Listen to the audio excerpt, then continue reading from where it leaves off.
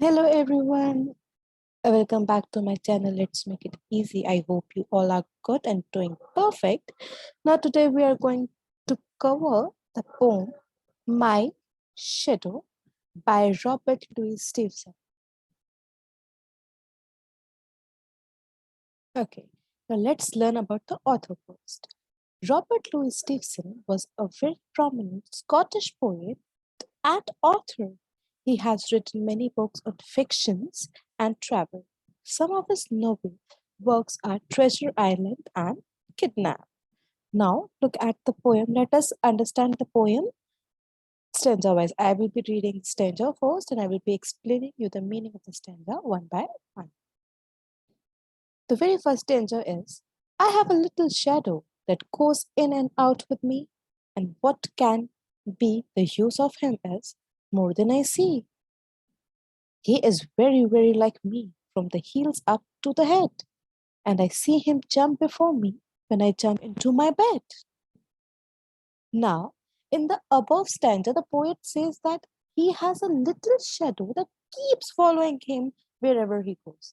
At the same time, the poet also wonders that what is the use of the shadow? The shadow appears just like the poet from top to toe to head. The poet also observes that his shadow goes to bed before him. He is fascinated by this shadow and very curious to know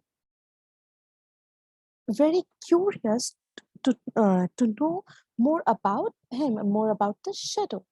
Now the speaker begins, by describing shadow as a companion. It is something that accompanies him everywhere he goes, although the younger narrator does not know what shadow is actually.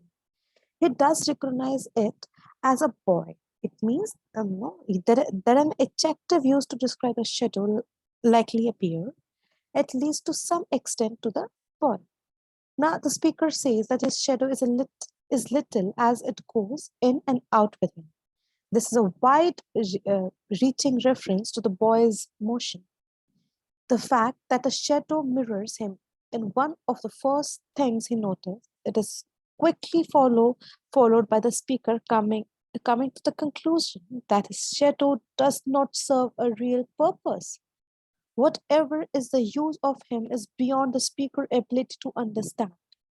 This is uh, where with an adult speaker, science could provide the answers. The child does not have the ability to understand the true cause of the shadow. Now let's look at the second stanza. The funniest thing about him is the way he likes to grow, not at all like a proper child, which is always very slow. For he sometimes shoots up taller like an Indian rubber ball, and he sometimes gets so little that there's none of him at all. Now look at the explanation. Now in this stanza, the poet is curious to observe how the shadow keeps changing his shape. The poet find it's very fun. He compared his shadow with the other children and says that it does not really behave like them.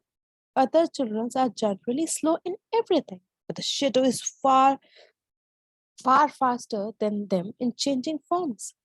The poet observes that sometimes the shadow becomes taller than him, like a huge rubber ball, and sometimes it becomes very short. Now let's analyze this stanza. Now the second stanza speaks on a strange aspect of the shadow that the child take note of. This includes ability to grow. He is referring to how the shape changes with the position of the sun. It is obviously a very odd feature for a child to have, making him an improper child.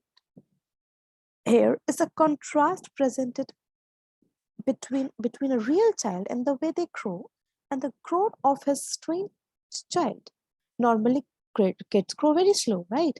And in a very more logical way. The speaker compares the quick growth of a child to the bounce of any Indian rubber ball. It happens so fast that one can hardly follow it. In a similar way, the child shrinks until there is a There is hardly anything left of him.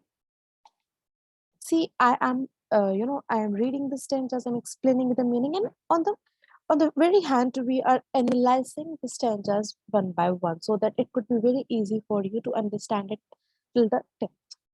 Now, look at the last stanza. One morning, very clearly before the sun, I was up.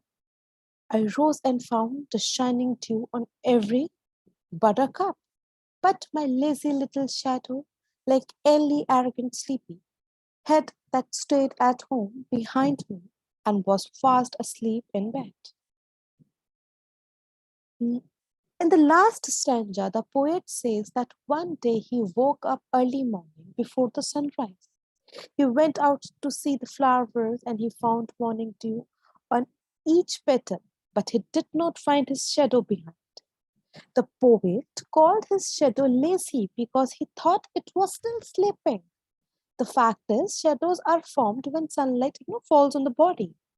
Since the sun did not rise, still when the poet woke up, he did not find the shadow. The poet was confused and wondered why his shadow did not wake up.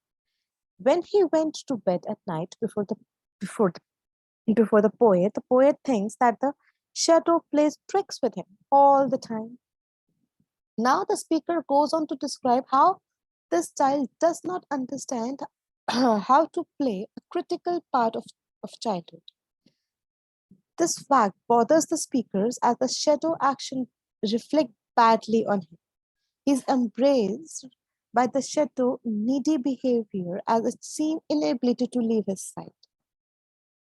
The strange child is always there, acting like a coward. The last line, he compares the contrasting attention of shadow to a very young child who clings to his nursery.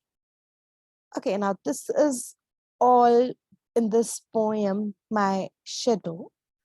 And let us look the conclusion of this poem. What does the poet try to conclude in this poem?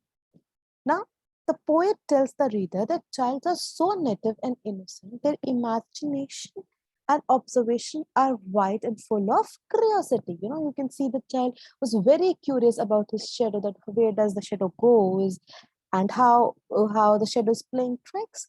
So the poet is trying to make the readers aware about the innocent side of the child, that how children imagine and are very curious to know about everything. That's all in this poem. Thank you so much for watching this video. If you like it, please like and subscribe. And if you have any doubt, just comment below. I'll come to you for sure. Thank you so much.